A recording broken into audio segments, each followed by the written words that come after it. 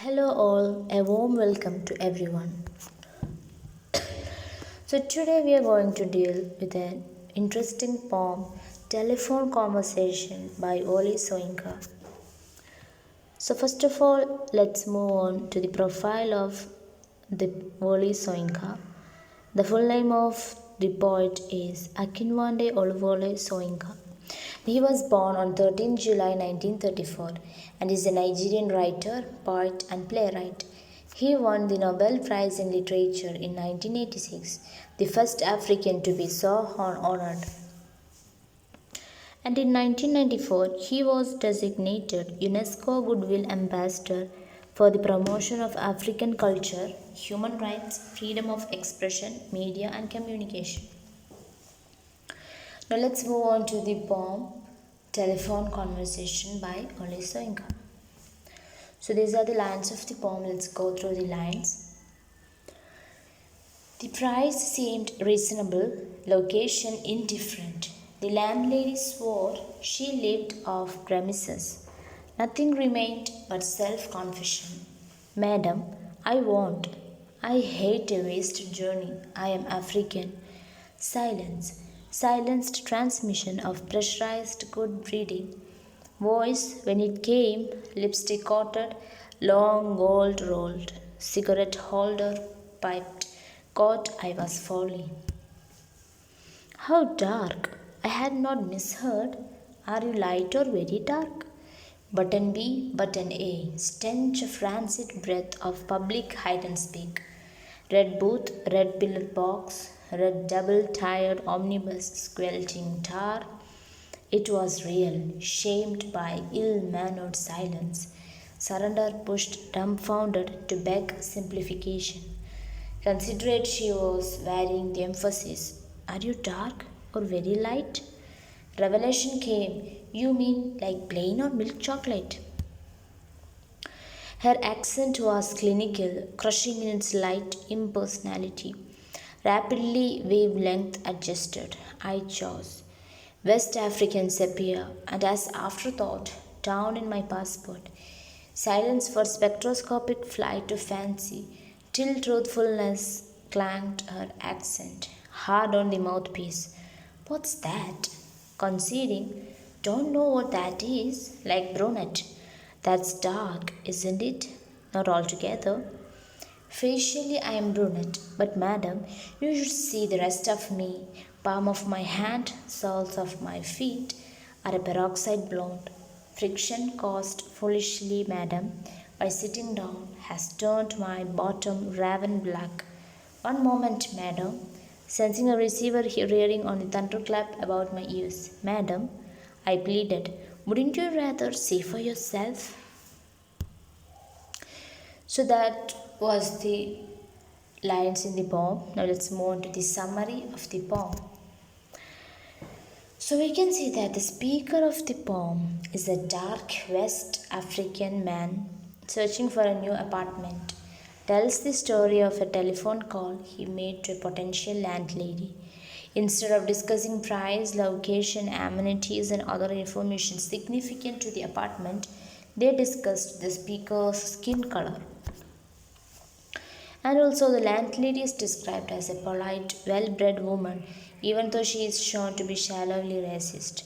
The speaker is described as being genuinely apologetic for his skin color, even though he has no reason to be sorry for something which he was born with and has no control over.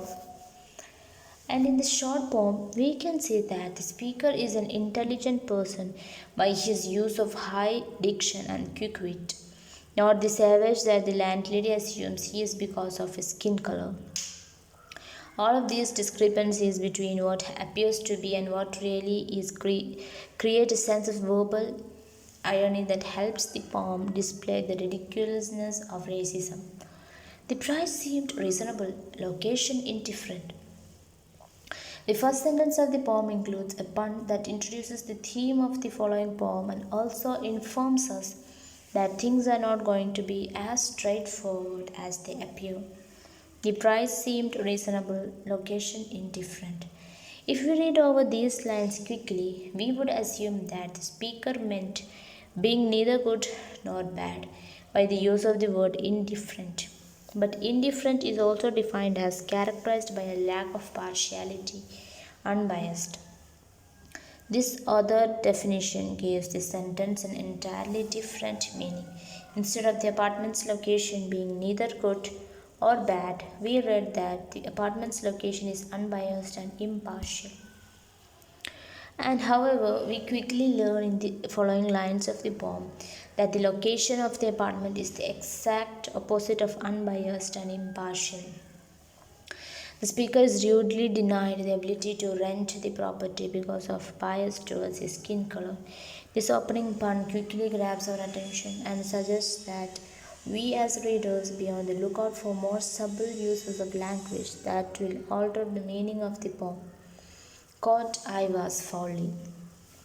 After this introduction, the speaker begins his self confession about his skin color. It is ironic that this is called a self confession since the speaker has nothing that he should have to confess since he has done nothing wrong. He warns the landlady that he is African. Instead of just informing her, "Caught I was folly," he says after listening to the silence the landlady had responded with, "I hate a wasted journey, I am African." Again, the word caught connotes that some wrong had been done, that the speaker was a criminal caught committing his crime.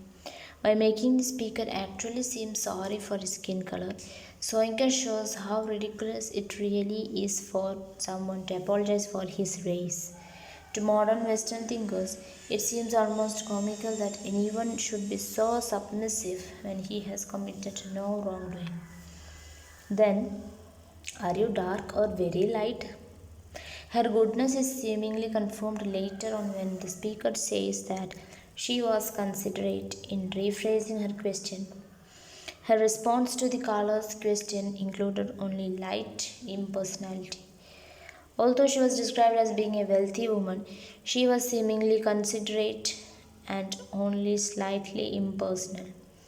The speaker seems almost grateful for her demeanor. Of course, these kind descriptions of the woman are teeming with verbal irony. We know that she is being very shallowly judgmental even while she is seeming to be so pleasant.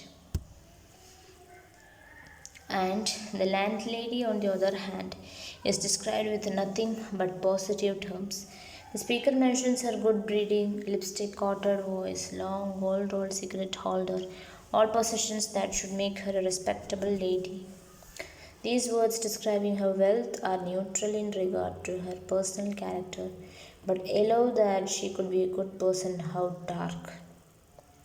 After recording the all important question, how dark, the poem pauses for a moment and describes the surroundings to give a sense of reality that shows that the ridiculous question had really been asked. Speaker describes the buttons in the phone booth, the foul smell that seems to always coexist with public spaces, and a bus driving by outside. His description gives us an image of where the speaker is located, a public phone booth, probably somewhere in the United Kingdom. The red booth, red pillar box, and the red double tired omnibus are all things that one might find in Leeds, a British city in which Soinka had been studying prior to writing this poem. In addition to the literal images that this description creates, a sense of the anger running through the speaker's mind is portrayed by the repeated use of the word red. Red. This technique is the closest that the speaker ever comes to openly showing anger in the poem. Although it is hidden with seemingly polite language, a glimpse of the speaker's anger appears in this quick pause in the conversation. In the end, the landlady repeats her question, and the speaker is forced to reveal how dark he is. West Africans appear, he says, citing his passport. She claims not to know what that means. She wants a quantifiable expression of his darkness. His response, feigning simplicity, is that his face is brunette, his hands and feet peroxide blonde, and his bottom raven black. He knows that she just wants a measure of his overall skin color so that she can categorize him, but he refuses to give it to her. Instead, he details the different colors of different parts of his body. Wouldn't you rather see for yourself? As it was meant to, this greatly annoys the landlady and she hangs up on him. In closing, he asks the then empty telephone line, wouldn't you rather see for yourself? The speaker, still playing his ignorance of what the lady was truly asking, sounds as though he is asking whether the landlady would like to meet him in person to judge his skin color for herself. The irony in this question, though, lies in the fact that we know the speaker is actually referring to his black bottom when he asks the woman if she wants to see it for herself. Still feigning politeness, the speaker offers to show his backside to the racist landlady. Throughout the poem, yet another form of irony is created by the speaker's use of high diction. It shows his education. Although the landlady refuses to rent an apartment to him because of his African heritage and the supposed savagery that accompanies it, the speaker is clearly a well educated individual. And also, we can see that the words like piped, rancid, and spectroscopic are not words that a savage brute would have in his vocabulary. The speaker's intelligence is further shown through his use of sarcasm and wit in response to the landlady's questions. Although he pretends politeness the entire time, he includes subtle meanings in his speech. The fact that a black man could outwit and make a white woman seem foolish shows the irony in judging people based on their skin color. Finally, Oli Soinka's telephone conversation is packed with subtleties. The puns, irony, and sarcasm employed help him to show the ridiculousness of racism. The conversation we observe is comical, as is the entire notion that a man can be judged based on the color of his skin. So, this is the summary of the poem Telephonic Conversation by Viola Soinka. So, thank you everyone.